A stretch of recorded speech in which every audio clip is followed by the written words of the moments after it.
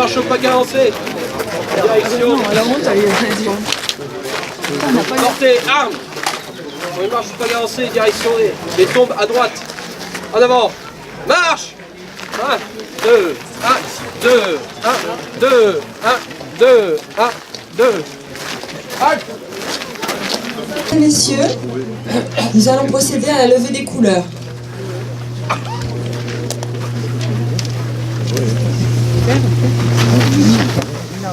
Bien, faux. Portez, arme.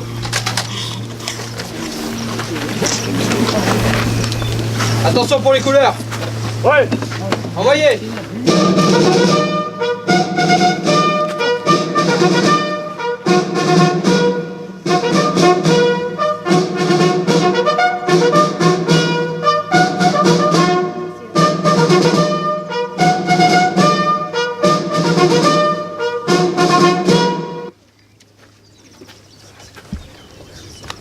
Reposez.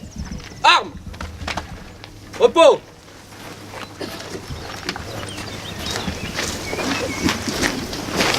Nous allons maintenant procéder aux interventions orales. Nous avons Rania qui a été mal informée des horaires. Donc, comme elle est là et qu'elle a écrit un très beau texte, je lui demande de venir nous le lire. Bonjour à tous. Donc, je vais procéder j'essaie de vous partager quelque chose que j'ai écrit et je vais commencer par vous lire un témoignage. Ils m'ont descendu de la voiture, ils m'ont frappé avec un canon d'un fusil sur la tête. Ils ont commencé à m'insulter, ils m'ont dit « soit tu parles, soit on te tue ». Ils ont commencé à me menacer, à me faire peur, j'étais effrayée. Ils ont pris mes oncles, mon grand-père et mon père et les ont mis devant le mur. Ils les ont mis en joue. Ils ont tiré sur le fils d'un voisin. Un char lui a tiré dessus. Son corps a été déchiqueté, ses bras sont partis de tous les côtés, ses entrailles sont sorties de son corps. Je l'ai vu. J'avais moins de 5 ans. Je suis rentrée à la maison et je me suis tapé la tête contre le mur. Je me dis que je voulais les tuer, les uns après les autres.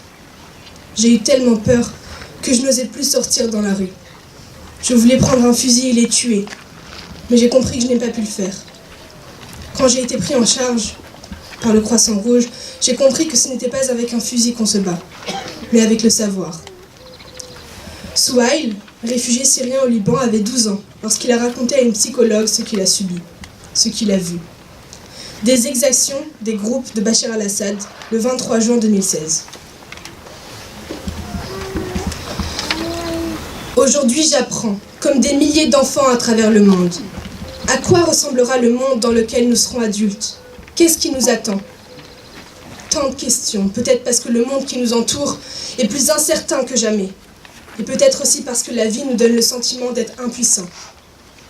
Chaque voix est une nouvelle raison de façonner le monde qui nous entoure et de créer un avenir encore meilleur. Beaucoup d'entre nous sont prêts. Certains d'entre nous cherchent encore un plan. D'autres, on ne leur propose pas. Les défis auxquels nous faisons face touchent le monde entier. Mais c'est 3 fois, 4 fois, 1000 fois plus dur. Personne n'a réfléchi à la chance qu'il a d'être là, tout près, loin de bruit des bombes et des terres qui tremblent. Pour ces générations sacrifiées, ces enfants n'ayant pour le but que de survivre, ces enfants au quotidien d'adultes mais aux peurs d'enfants, et des rêves auxquels ils s'accrochent. Brutaux, certes, mais crédules, des ignorants de la puissance de la parole, loin de leur famille, mais constamment proches du danger. Ils attendent, patiemment. Qui? Peut-être vous qui preniez la parole? Ah, rien n'égale cette chère parole, toujours là quand il faut. Avec elle, osez et permettez au monde de se sentir plus libre. Elle vous laissera hausser le ton et déclamer sur le désarmement, les droits de l'homme, l'idéal pacifiste. Tous ces nobles objectifs en ligne de mire d'une humanité retrouvée et assemblée à l'ONU. Alors prenez votre courage à 2 mains et nous vous verrons peut-être représenter le pays, s'asseoir sur l'une des places des délégués onusiens, à Genève, à La Haye, à New York. Tous ces lieux qui rassemblent depuis la fin de la Seconde Guerre mondiale. Les différents points de vue sous une même voûte colorée, avec comme but celui d'agir pour l'humain de demain. Ensemble, nous pouvons promouvoir la paix, l'égalité, les droits et la démocratie. Chacun de nous peut marquer son empreinte. Mais ensemble, nous pouvons faire la différence pour les combats de demain. Les changements climatiques, l'égalité des sexes, l'élimination de la pauvreté. Mais rappelons-nous qu'un seul mandat compte, mesdames et messieurs, celui de la paix. La paix des braves, la paix des justes, la paix des bonnes volontés. Merci.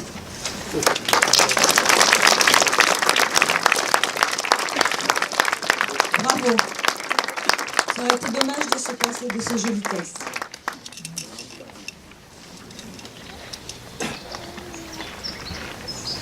J'appelle maintenant Monsieur Bernard Joudon qui va nous parler des tirailleurs sénégalais.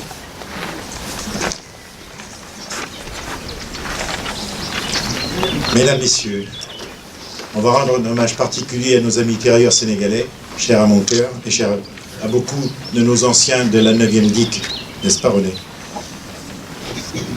Compagnons d'armes, passants, ils sont tombés fraternellement unis pour que tu restes français. C'est de Léopold Sédar Senghor. Par 3 fois, en 1870 et lors des 2 dernières guerres mondiales, notre pays a fait appel pour défendre son propre sol à ses soldats de la plus grande France, que l'on appela l'Empire, pour ceux qui ont appris l'histoire comme nous dans notre jeunesse. Ils avaient été de toutes les conquêtes coloniales du 19e siècle, du haut fleuve Sénégal à Madagascar, troupes de marine, puis troupes coloniales à partir de 1900. Quand on les rattacha au ministère de la guerre, ces tirailleurs étaient constitués de Noirs de toutes nos colonies d'Afrique.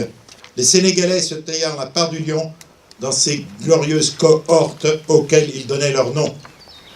N'oublions pas leur combat dans la Somme, les Ardennes, la Meuse, l'Aisne, en Champagne, sur la Loire et le Rhône. Les Sénégalais se sont battus avec acharnement, souvent opposés à des formations allemandes mieux équipées. C'est ainsi que Jean Moulin entre dans l'histoire. Préfet de Chartres en juin 40, il refusa de signer à la demande de l'occupant une déclaration accusant à tort une troupe de tirailleurs sénégalais d'avoir commis des exactions. Menacé, il tenta de se suicider pour ne pas commettre un acte déshonorant. Il fut révoqué par Vichy le 2 novembre 40 et entra dans la résistance.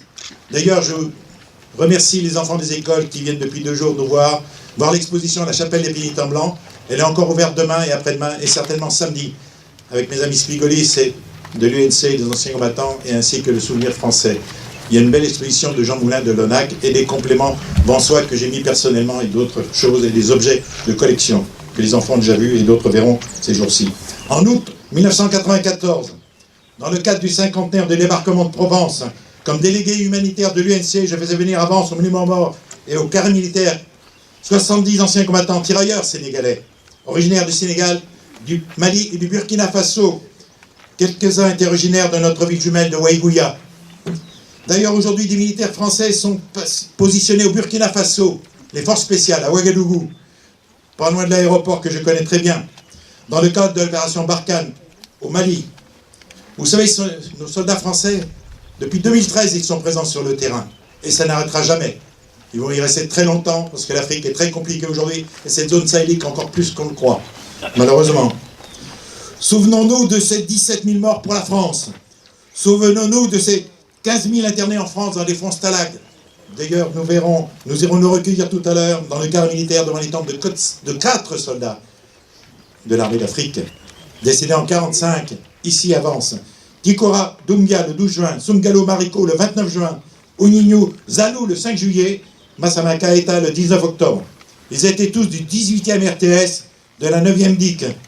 Ils étaient soignés à l'hôpital complémentaire Sana Villa des Fleurs à Vence.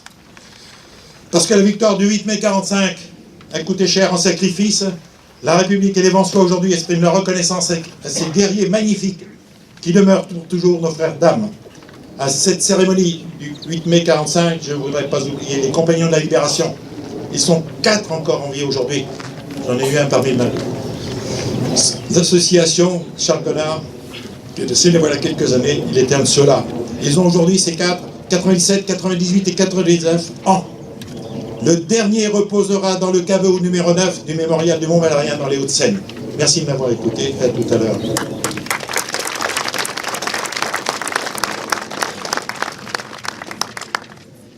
Nous allons maintenant écouter le message du secrétaire d'État auprès de la ministre des Armées par Madame Catherine Leland, maire de Vence.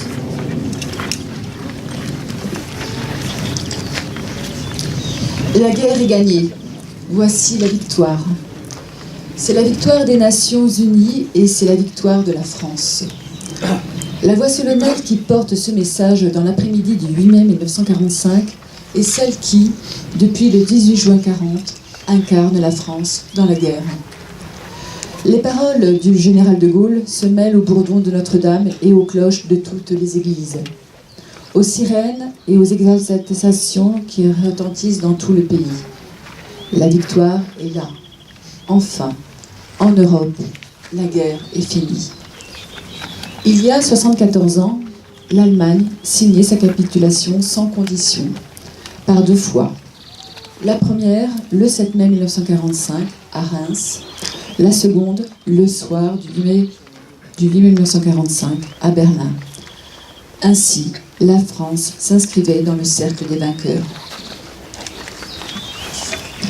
Après tant de combats, après tant de victimes et de destruction, le nazisme est abattu. C'est la victoire sur une idéologie totalitaire, raciste et criminelle qui a mené la violence jusqu'à sa plus effrayante extrémité. La France exprime sa reconnaissance à toutes ses filles et à tous ses fils qui ont combattu pour la patrie. Les combattants de 1940, les Français libres, tous ceux qui ont répondu à l'appel de la résistance, les armées de Leclerc et de Delattre. La France se souvient des déportés qui ont souffert de la barbarie et des victimes des camps de la mort. La nation n'oublie pas tous ceux qui ont subi les conséquences du conflit, les prisonniers, les victimes civiles, les veuves et les orphelins. La France exprime sa reconnaissance aux femmes et aux hommes issus des nations du monde entier qui ont conjugué leurs efforts pour nous libérer et restaurer la dignité humaine. En ce 75e anniversaire de l'année 1944, la France se souvient de ses libérateurs. Des villages du littoral normand à la flèche de la cathédrale de Strasbourg. De semaine en semaine, le flot de la liberté a recouvert le territoire. À tel endroit, la liberté portait l'uniforme français. À tel autre, celui des armées alliées. Ici, l'action des maquis était décisive. Là, l'action commune des soldats et des résistants emportait la décision. 75 ans après, alors que les derniers témoins vivants de cette histoire sont parmi nous, la mémoire de ces événements demeure. Nous nous souvenons avec ferveur des débarquements de Normandie et de Provence, de la libération de Paris, du courage et des sacrifices de tous les combattants de la liberté. Aujourd'hui, nous nous remémorons les déchirures de notre continent et l'ampleur du désastre humain et moral. Ainsi, rassemblés, nous mesurons la valeur de la paix. Elle est notre héritage. Elle est la clé de voûte de la construction européenne. Elle est notre raison de vivre. Ensemble, préservons-la.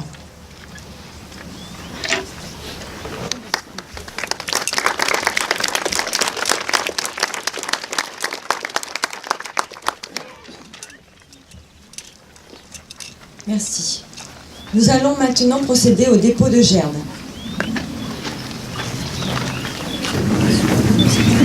Pour l'association de la Légion d'honneur, le colonel Gilbert Guizol, Madame Joëlle Chappet, Madame Monique Banis, Rania, Monsieur Bernard Joudot.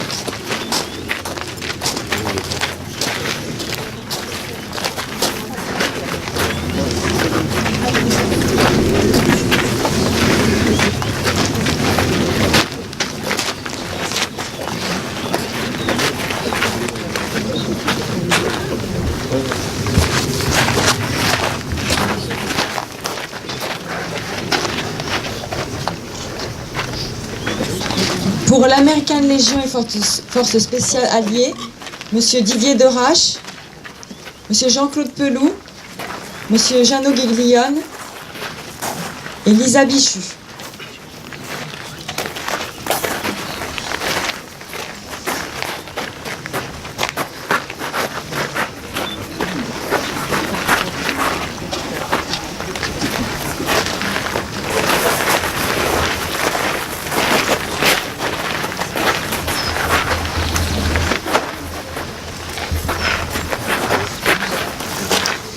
Pour l'association des anciens combattants franco-américains, Madame Rogers, Monsieur Pierre Castelin.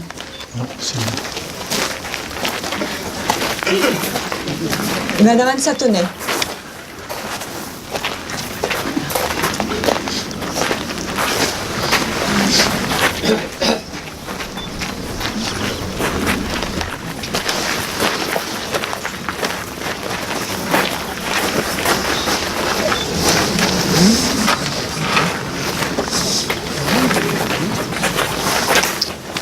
Pour l'union locale de l'UFAC, M. Bernard Joudon, M. Georges Barraco, M. Louis Leduc.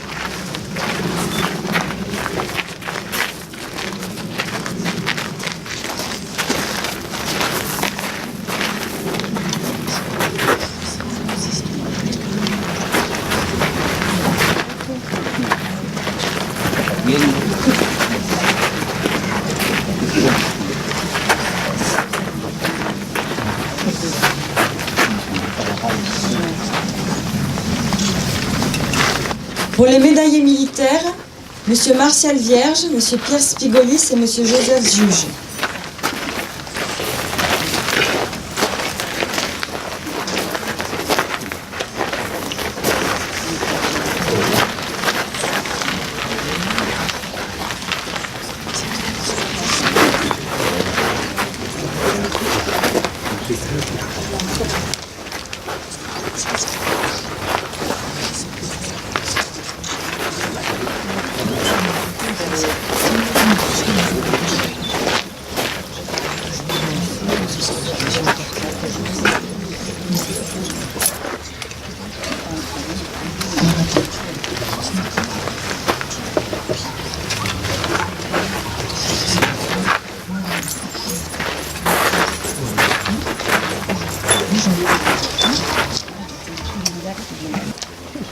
Pour l'Union nationale des combattants et amicale des veuves et orphelins de guerre, M. Pierre Spigolis, M. Guy Barrier, M. Georges Barraco et M. Louis Leduc.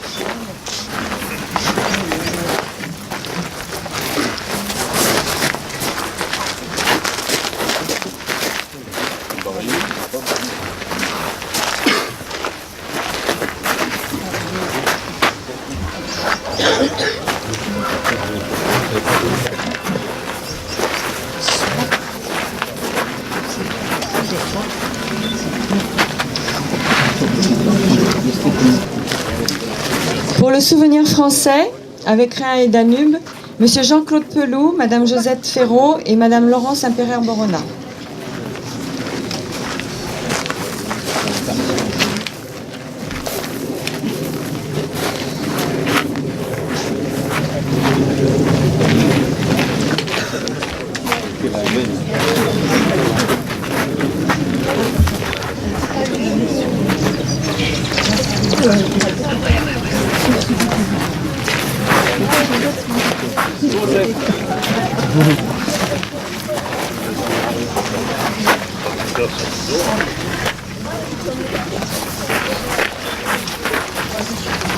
Au nom du monsieur le député Loïc Dombreval, Madame Marie-Pierre Allard et Madame Laurence Impéraire-Borona.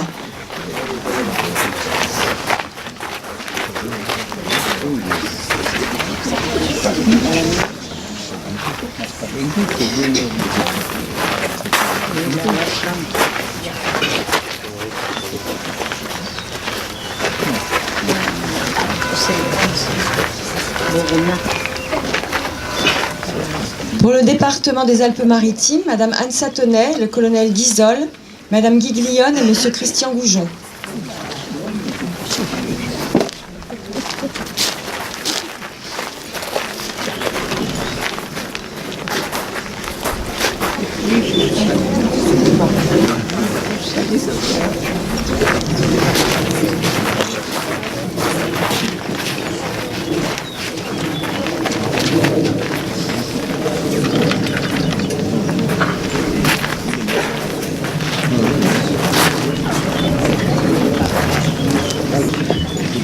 Pour la ville de Vence, Madame Catherine Leland, Madame Annie Double Battistella, l'adjudant Romuald Fournier, Monsieur Marc Monchot.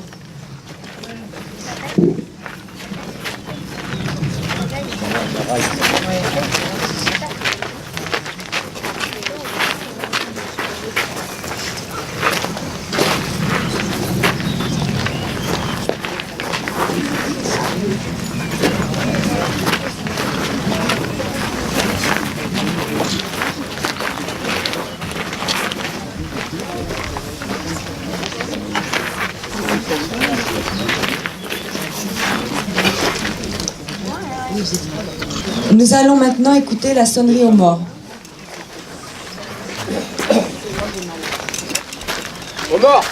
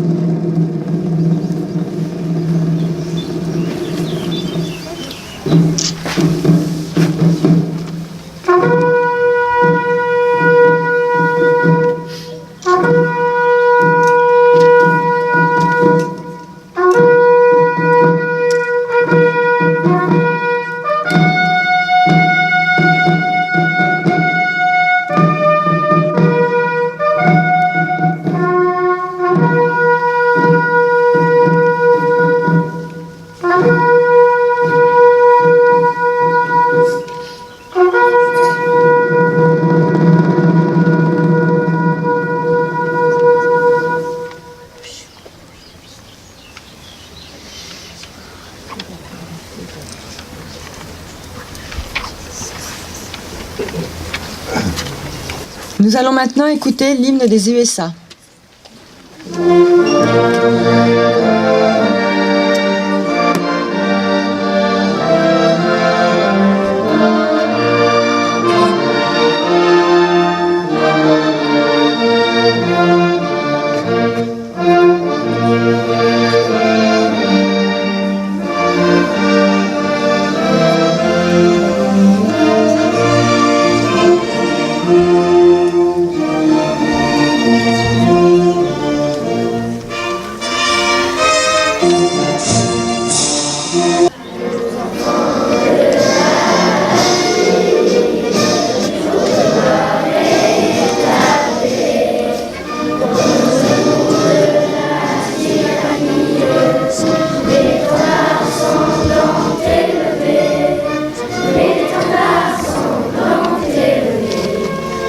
Entendez-vous dans nos campagnes mugir ces féroces soldats qui viennent jusque dans nos bras, égorger nos fils et nos compagnes.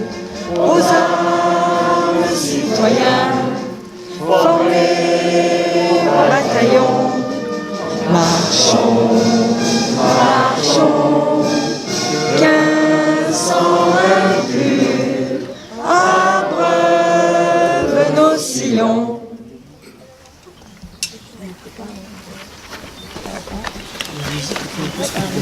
Reposez. Armes.